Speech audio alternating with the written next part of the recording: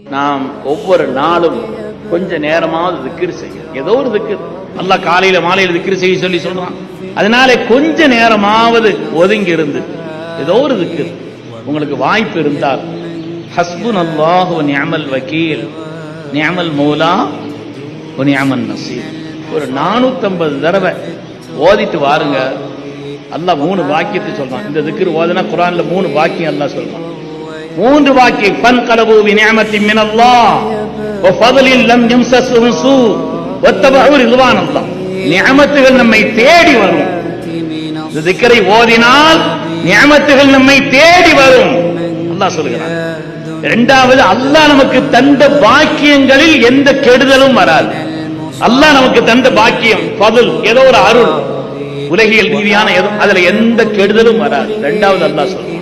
மூணாவது அல்லாஹ்வுடைய பொருத்தம் கிடைக்கும். அல்லாஹ்வுடைய பொருத்தம் கிடைக்கும்.